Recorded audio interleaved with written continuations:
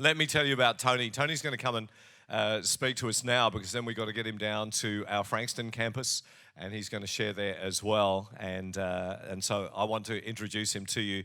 Tony has always had a heart for the poor and the needy, which led him to run a feeding program in Cairns. In fact, his parents pioneered Christian Outreach Centre, Cairns, quite a number of years ago, and they passed that for 25 years, which is amazing. So these guys come from an incredible heritage. And then God continued to grow his passion to see children rescued from poverty and abuse. And after running his own electrical contracting company for 10 years, he sold everything.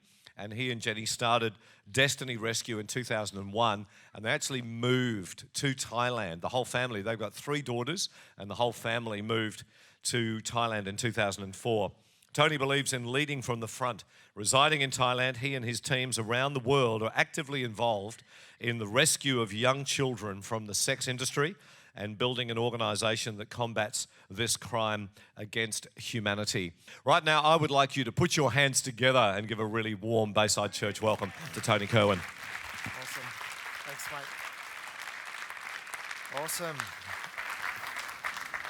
Thank you again for having us here. It's a real honour and a privilege. I think you'll quickly find I'm a fairly average guy. It's my wife here, and I've got 3 gorgeous little girls. Well, I guess we both have 3 gorgeous little girls, don't we? Aged between 13 and 20. A long time ago, how this all started, it was very simple. I heard a story about a guy going through Bangkok, and he was offered children that he could buy outright for $400 and do anything he wanted to them. And it really was that simple, but for whatever reason, God used that simple story to grab my heart and put us on a pathway that eventually turned into Destiny Rescue.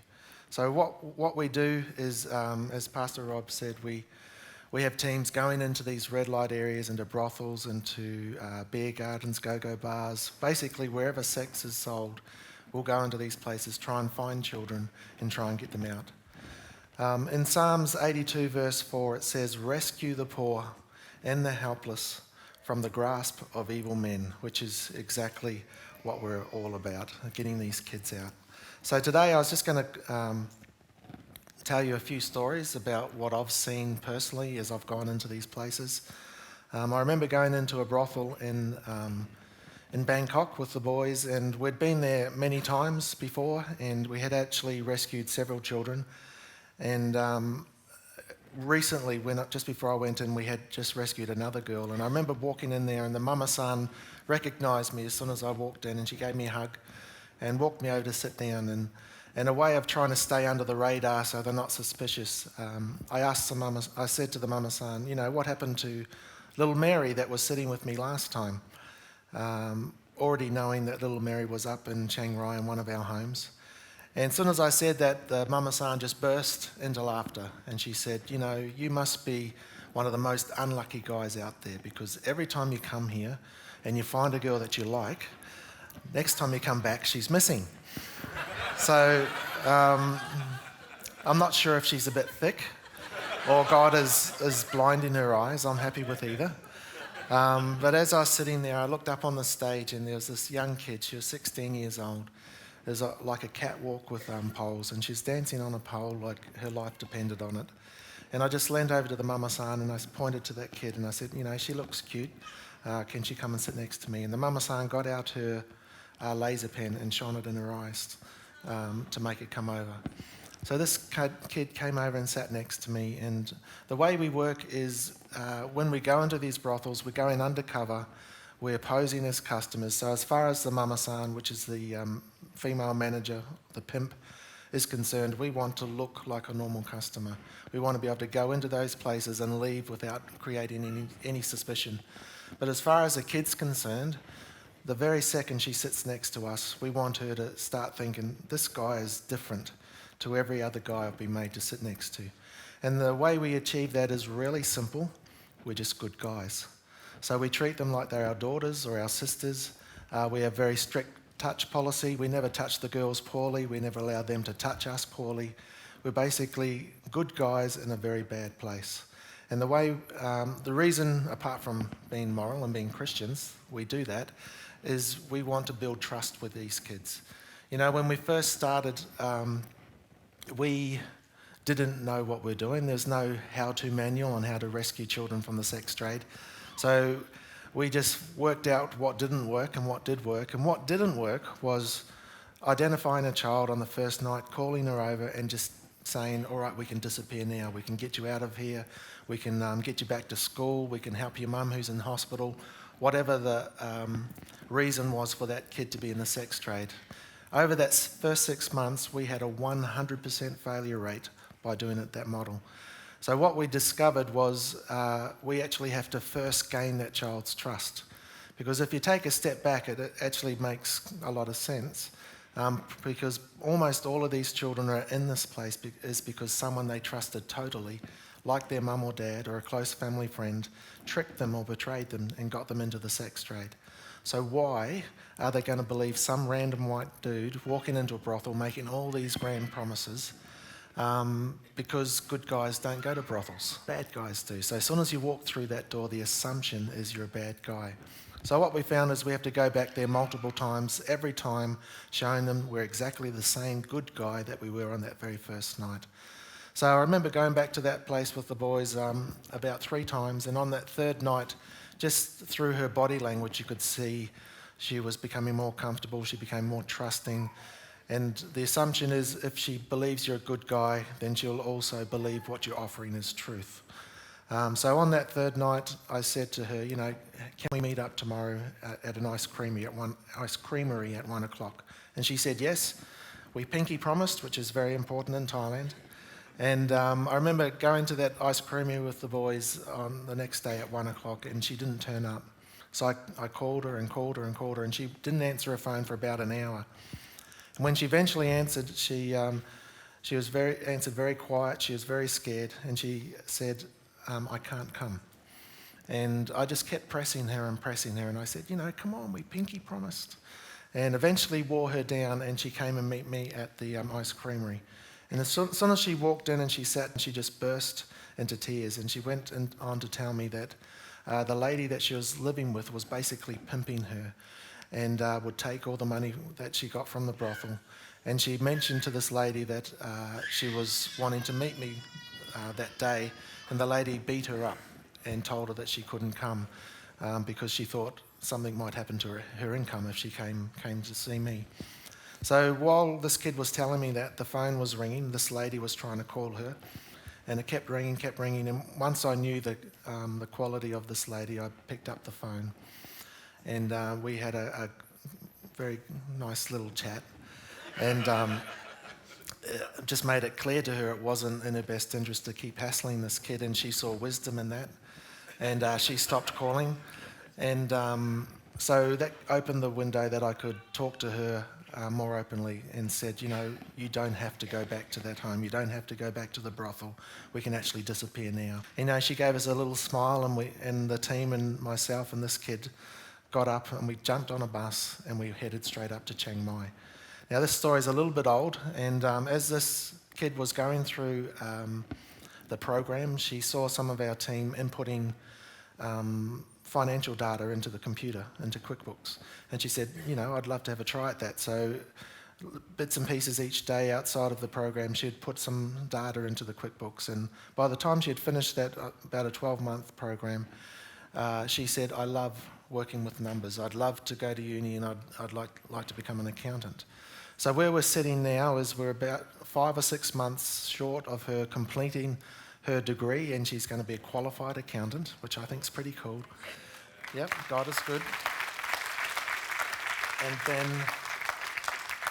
then about 18 months ago, she got married.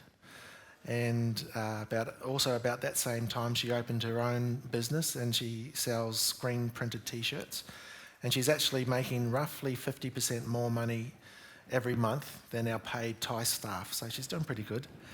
And then about 3 or 4 months ago, she gave birth to her first little baby girl. So I think that's so cute. You know, as you'd expect, many times when we go into these brothels, these kids are absolutely petrified. And I remember walking into a brothel with the boys in Pattaya in Thailand, and we walked in there, we looked around and we couldn't see any children. So I called the mama-san over and I said, I'm into young girls. Do you have any young girls? And she went out the back and she brought this kid out and she made her sit on my knee. And as soon as she sat down, you could just feel her shaking. And the mama-san went into a menu of, you give me this much and you can do this. If you give me this much, you can do that. And she was saying it in Thai, so this kid had full understanding of what was being said.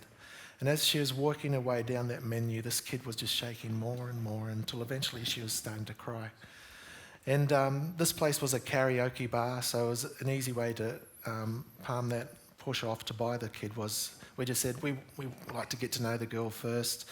We just want to have some fun, sing some songs. And we ended up staying there for about 2 or 3 hours until the brothel closed, just making sure nobody else was going to buy that kid for the night. And what we did is we sung Thai songs when we don't really know Thai that well, don't know the melody, don't know the songs. So basically just being bullfeds to make these kids laugh and relax and just be kids again.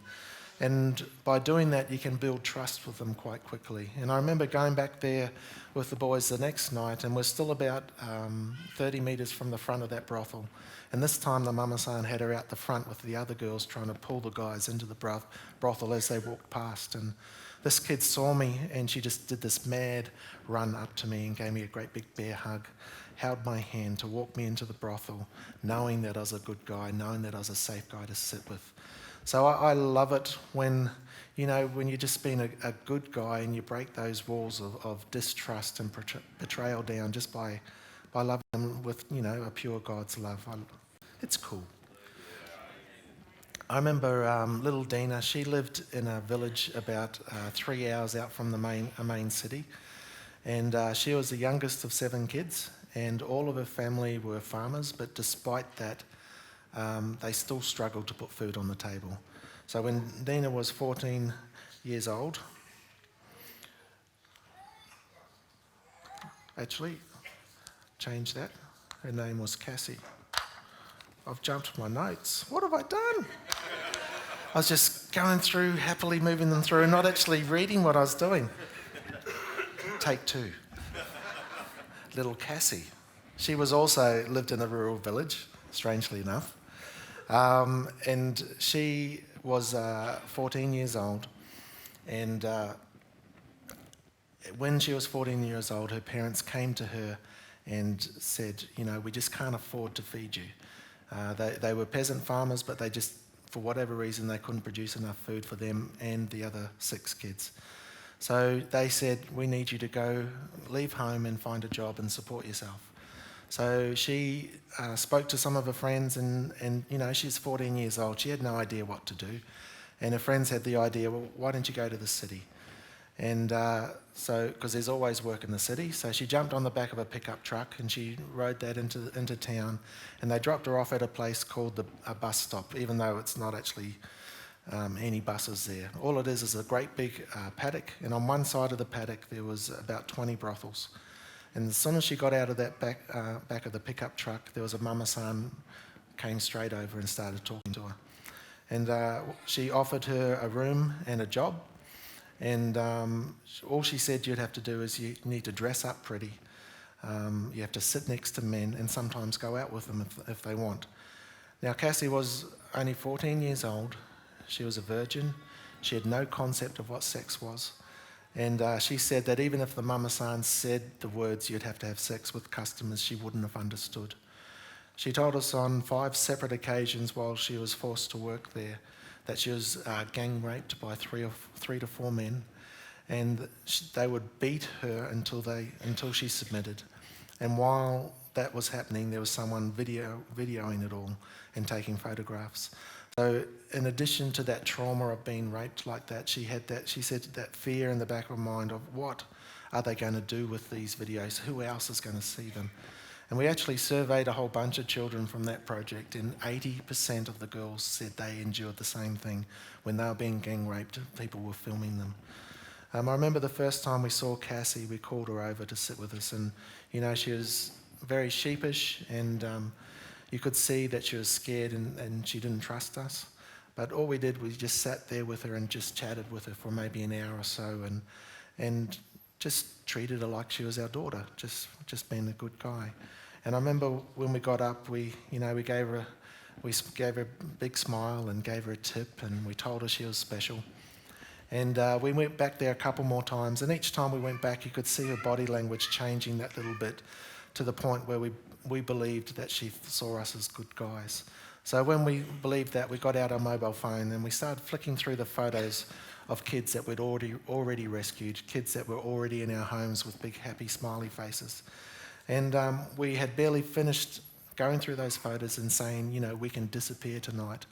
And this brave little kid gave us a little nod, and she stood up, and we walked out the front of that door, and she got on the back of our bikes, and we just disappeared in the night. And we took her to one of our homes, and as soon as we got there, this kid was insanely excited, so happy that you were wondering what was going on. And we later found out that she said in the back of her mind, she had this niggling fear that maybe these aren't really good guys. Maybe they're actually tricking me to take me to a worse place than where I'm actually at already. So when she saw it was real, she was one happy little kid. So she says she's now really, really happy living. This happened only about 2.5 months ago. She's really happy living in our home, and she has a dream of opening her own beauty salon, which I think is pretty cute for a 14-year-old kid. Little Dina. Now we're on to Dina. Dina also lived in a very remote village. Her father was an alcoholic and a little bit of a drug user. And sometimes when he got drunk, he would beat Dina's mum up, and occasionally, not too often, but he'd also beat the kids. But after a while, Dina's mum said enough was enough, and they divorced. And Dina went to live with her mum and 3 of her little brothers and sisters. And when Dina was just 15 years old, her mum said, I can't afford to keep you at school anymore, and I can't afford to feed your little brothers and sisters. What I need you to do is go and find a job and send money home to me every month so I can still send your little brothers and sisters to school and still feed them. So Dina spoke to her friends, and they had the same idea as Cassie's friends. There's got to be work in the city. So she borrowed some money off her mum and got into the back of a pickup truck. And this pickup truck actually dropped her off at exactly the same bus station. And this time a different mama-san met her as she got off the back, but this outcome was exactly the same. She said to her, I'll give you a job, a room and food, and all you got to do is sit with customers, and if they want, go and sleep with them. Now, Dina was 15 years old. She was also a virgin, and she had no concept of sex either. And when the mama-san said you might have to go and sleep with the customers, she literally thought, sleep with the customers. And she told us, on that first night, a guy came into the room and he started taking his clothes off and he said, I'm going to have sex with you. And she just started to scream at him, telling him to put your clothes back on and get out, and he did. And he went out of the room and he went and spoke to the mama-san, and a short time later he came back in and he said, I've already paid the mama-san. I can do whatever I want to you. So he then proceeded to beat her until she submitted, and then he raped her. Then for the next 3 months, she was forced to service between 3 and 5 men every single night. And most days she was only given 1 meal a day. And most of the time the mama-san kept all the money that the customers paid. She told us that many times she was taken to a room by a group of men and gang raped, but as she fought and tried to run away, they'd just grab her by her hair and drag her onto the bed, tie her up, and just keep going until they finished. Now, when we first met Dina, she was an angry girl. You could see that anger in her eyes, and she looked at us like we were bad men. And rightfully so. I mean, every other man that's walked into that brothel had been a bad man and done really yucky things to her. And, all we did, we called her over to sit with us, and, her body language was, get away from me, stiff, I don't trust you. And, we left that night, we gave her a tip, and told her she was special.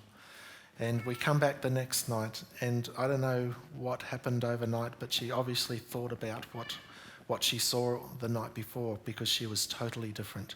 She behaved in a way that said to us that she saw us as good guys. So straight away we got out our mobile phones and we started flicking through photos, just as we did with Cassie. And this little kid, again, we had barely said the words, "We can get out of here now," and she actually beat us to our bikes. And she got on the back of the bikes and just took off, and we got to the home, and she went inside and she actually went to sleep, and she slept for 2 days. And something that many of the girls say is, when they're first rescued, it's the first time in a long time that they can remember that they can just go to bed and just sleep, which is really sad, but it's also really cool knowing now they can go to bed and just sleep.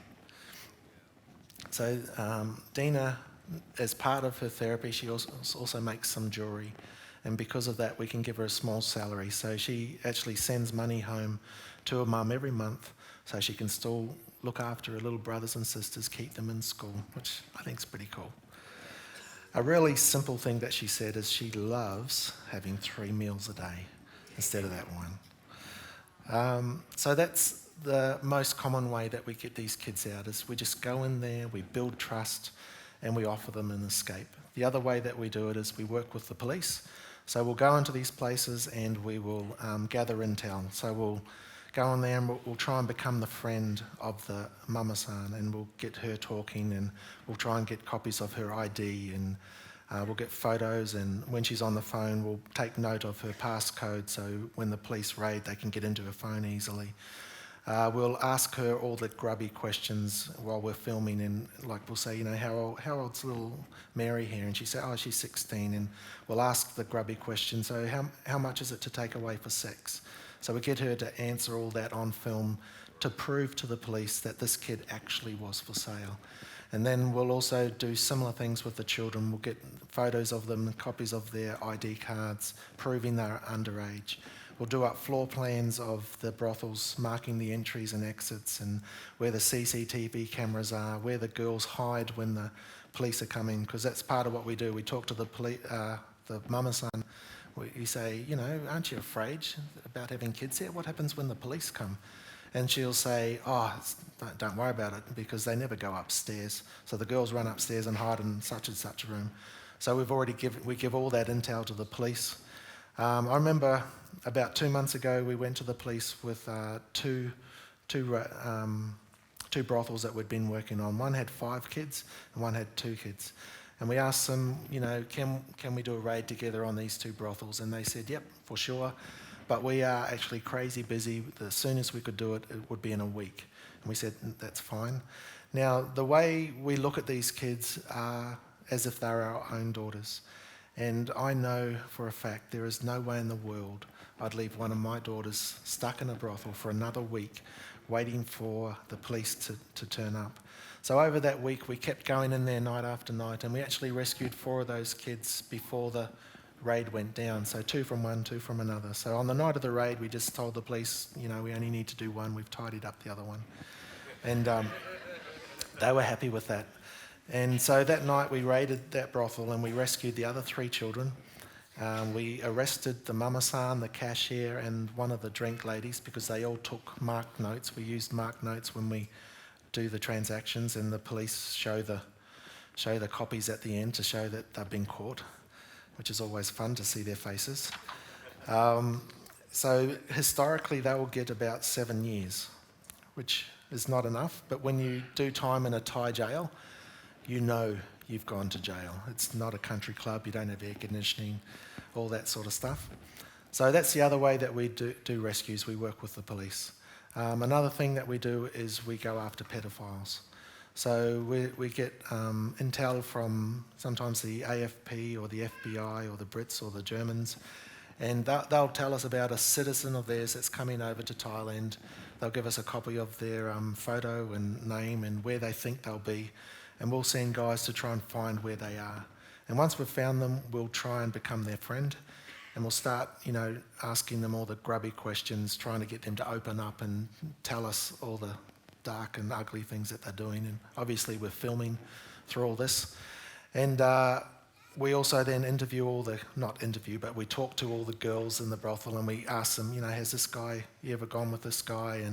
And all the girls that have gone with them, we try and get their copies of their IDs to prove that they're underage. And when we get all that, we go to the police. And even though there is a lot of issues with corruption, even the dodgy police are willing to arrest a Western pedophile. One, it doesn't cost them any money because they're not shutting a brothel down. Two, it makes them look good. So one of my personal joys is being there with the police when they arrest these guys. I really enjoy seeing that look of being caught, and I'm probably going away for a long time. It brings me joy. It does. Heck yeah. I was trying to slip that in somewhere. But I am just an ordinary guy, but I'm someone who says it's not okay for adults to have sex with children, and I'm prepared to do something about it. I know I've got 3 gorgeous girls, and if any of them were in the sex trade, I would do whatever it took. The list of things I wouldn't be willing to do would be extremely small. Probably drop a nuclear bomb, I probably wouldn't do that. But pretty much everything else I'd be willing to do. I don't know if anyone's seen the movie Taken. Yeah. My all-time favourite movie. I would be that guy, kicking the doors down, guns blazing, doing whatever it took to get my daughter out of the sex trade. And I'm sure you guys would do the same. The difference between him and me is he's got some really great skills. If it was me in that movie, I'd probably be killed in the first scene, so it'd be a very short movie. However, I'd be willing to risk my life to rescue one of my kids, and I'm sure you guys will do exactly the same. But the longer we've been doing this, it's becoming obvious that almost all of the kids involved, their parents have played some sort of role in getting them there. So they don't have a mum and dad that will stand up and say, I'm going to risk everything to get you out. They are sitting back getting money from the brothel owner every month. So it's going to take good guys like you and me that says it's not okay and we're going to do something about it. I'm just going to finish with one story. About at the end of July, where most of these stories came from, my wife and I and our 3 daughters went to Laos for a holiday for 1 week. And during the week, I was a good husband. I was a good husband, and we went, and good dad, and went all the touristy stuff. We went to the markets, we went to the waterfalls, we went down the river. We had a lot of fun. And then at night time, I went out on rescue with the boys. Yeah, it's a perfect holiday. So over that week, we rescued 20 kids. And all of the children, God's good, eh? God is good. And all those kids were aged between 12 and 15 years old. Now, I asked 10 of the kids from that program to write out their story for me, and Lee wrote out hers. Now, Lee's 15 years old, similar background as Dina and Cassie, except she wasn't asked to leave home. She was kicked out of home quite abusively. And she caught a real bus into town and was dropped off at the real bus station, so she wasn't dropped off at that brothel area. And this is what she wrote when she had arrived on the first day. She said, I was looking for work on the first day and I took the tuk-tuk around the city. I met one lady at the noodle shop. I had my backpack on and I ordered some noodles. This lady sits by me and starts asking questions. I explained that I'm looking for a job. She asked me what I wanted to do, and I told her I wanted to work in a restaurant with my friend. I couldn't find my friend's phone number, so the lady offers to help me find her. The lady at the noodle shop asked me where my friend is, and I explained she worked at a restaurant. She said, what is the name of the restaurant? But I didn't know. Then the lady pretended to call my friend for me, and she told me that she'd made contact with her and that she's waiting for me at the restaurant. At this point, I trusted her, and I went with her. But once I got there, I could see it wasn't a restaurant. It had many, many rooms, and I was very confused. I didn't know what this job was, so I asked her, "What is this job?" And she said, "Don't worry, that your friend's coming soon." She then told me to go inside and to be with my friend, and I can relax because tomorrow I'd start work. So I go inside, but I couldn't find my friend. So I went back outside to ask the lady where she was, and she said, "Oh, maybe she's just gone to get something to eat." She then took me and prepared a special room for me. And she took me to the room and says, "I need to stay here, sleep here, because tomorrow I start work." But at 6 p.m, the lady then comes to me and says I have to have a shower, put makeup on and a short skirt. I'm confused because I just wanted to meet my friend and see how she is. I'm worried about my friend not being here. But I prepare myself as the lady says because she told me my friend is coming to pick me up soon. I asked what work happens at night, and she says, "Don't worry, your friend's coming." I wait for my friend for a long time, but she doesn't come. I see many men coming in, and they ask me for sex, but I don't understand. A man says, "I come here all the time, and if I live here, I have to have sex with men." The man then took me. He grabbed my hand, and he forced me into the room. I am still confused, and I cry. I try to call my friend to come and get me. I was raped. I was a virgin, and now I cry every night and are very sad. She went on to tell us that many, many, many times she was taken into the room and she was violently raped and she was beaten. And she said while that was happening, she would be screaming at the top of her lungs for anybody to come and rescue her, for anybody to make it stop. And she said nobody came. She was made to take drugs. She was made to drink a lot of alcohol. The mama-san did her best to keep her in debt, so she made her pay for a room, pay for her food, pay for the clothes that she didn't want to wear, pay for the makeup she didn't want to put on. Most of the time she kept all the money that the customers gave, ensuring that she could never pay that debt off. She said that every night she had to sleep with 4 to 5 men. At most she had to sleep with 10 men in the one night. She had to do that 7 days a week. She never had any time off. So we asked her to write down what she saw, what she felt when she first saw the Destiny Rescue agents. And this is what she wrote. "The first time I saw the men from Destiny Rescue,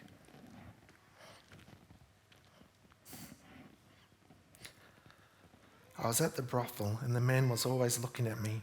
He seemed interested in me, and I don't know why. He was always smiling at me.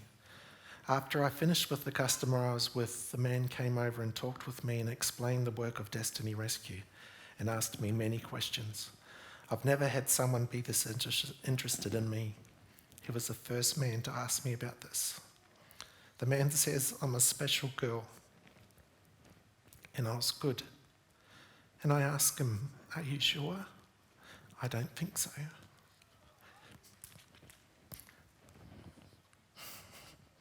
I didn't trust him, but he gave me a tip without having to do anything. So I'm very confused. They left and said, 'Take care and stay safe.'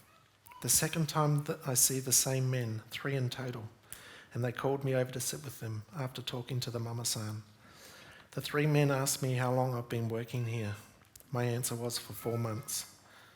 I was scared and afraid because they were talking about taking me somewhere else, and it could be worse than where I was. I wanted to go with them the first time, but I didn't trust them, so I didn't go with them. But on the second visit, they explained to me and showed me photos of many girls that had already been rescued. They also talked about making jewelry and other opportunities I'd have. I was afraid and nervous that it was another brothel, but I decided to trust them. And I got on the back of their motorbike and I went to the Destiny Rescue home. Now I'm at Destiny Rescue and I'm very glad.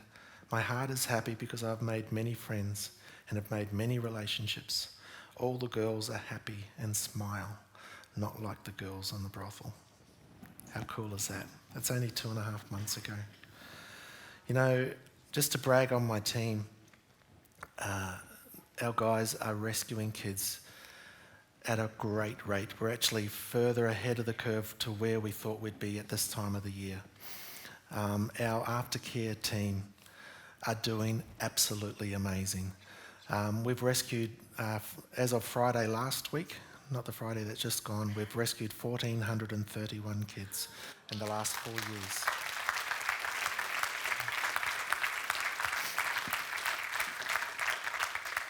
And if you shrunk all those kids down to 7, 5 of those kids are moving through our program healthy and able to function as normal people living in normal society.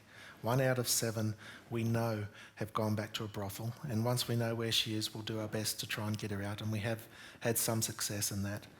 And the last 1 out of the 7, we have no idea where she is, but we assume she's probably gone back into the sex trade. So percentage-wise, it's 70% great, 15% really not good, 15% unsure, but we assume not good. Now, I've been told industry average is only 5% success rate. So if that's true, 5%, 70%, our team are doing absolutely amazing. And I believe the big part of that is the God factor. We are passionate about showing these kids genuine love of God. No child could go through our program and be able to say, I wasn't given every opportunity to invite Jesus into my heart. And I hate to use the word sell, but it is an easy sell for these kids to embrace Christianity, because it was good Christian men who went in there and rescued them. It was good Christian men and women who worked with them, regardless of their emotionals up and down, worked through them to get to that healing place. So the big reason why I'm back in Australia, because I love being over there, being hands-on, and talking in front of people really scares me, is we are ahead of the curve of where we should be with the number of rescues, and we actually just need budget to keep feeding and keep restoring these kids to health. And the way we do that is just through our child sponsorship program. We call it Adopt a Home. So if you are interested in sponsoring a child, I'd love to see you up the back. If you aren't, no pressure. There are so many ways that you can get involved. Let me turn on to the back sheet, because I actually made some notes. So child sponsorship is definitely our biggest call, but I know everybody has maximum capacity, and coming to this church, I can see you are a giving church. So I would say probably most of you, if not all of you, are already sponsoring children, whether it's with us or with another organisation. But one thing that this kid said in that letter that messes with me is, she said, when I was taken into that room and I was raped and beaten, I would scream at the top of my lungs for somebody to come and rescue me, for someone to make it stop. She screamed, but nobody heard. Nobody who was willing to do anything, because only people who within earshot were the bad men doing the bad things, guys standing outside the room waiting for their turn to do those same bad things. So the only way you hear about stories about like Lee and other girls in her predicament is from someone like myself being a voice for her. And now the only way your friends and your network will ever hear about this, if you will stand up and be a voice for those kids. So if you're already at your capacity, what I'd challenge you to do is, we've got brochures. Have a think about one person, 2 people that you think you could inspire to sponsor a child. Because take a piece of paper, talk to a friend and challenge them.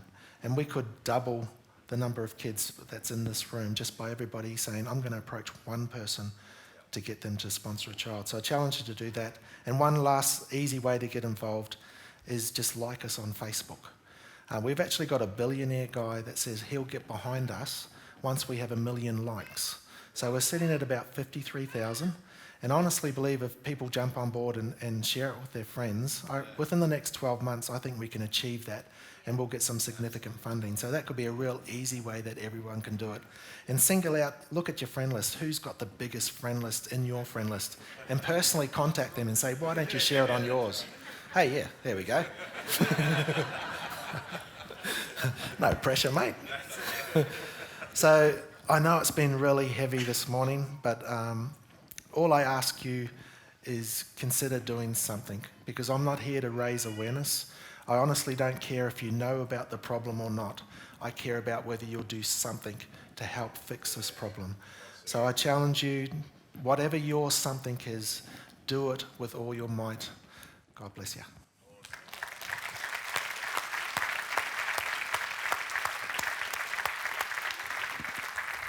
Wow, awesome stuff, Tony. Thank you so much. You made me cry last night and again this morning. I mean, how can you not be moved by what we've just heard? And, especially I love what you said about social media. We'll be uploading the message, audio and video, and you can share that, send it through to your friends. And I love that. 1 million likes, I reckon we can do that. Easy. Just getting it out there and multiplying effect. You can go onto their website or our website. There's jewellery for sale there as well. And so let's get behind this ministry. Let's partner with it. I love what these guys are doing. Absolutely love it. And I can tell that the genuineness, it obviously, you've told these stories many, many times, but it seems to touch your heart every time. It's just stunning. So thank you for coming to Bayside Church, and we look forward to keeping great friendship with you guys and the Ministry of Destiny Rescue. The second is a warning against unbelief. The third warning gives strong caution from the risk of falling away or apostatizing, which is renouncing their Christian faith. The danger was very real because these Hebrew believers, although they had been disciples for quite some time, had never come to maturity. In fact, though by this time you ought to be teachers, you need someone to teach you the elementary truths of God's Word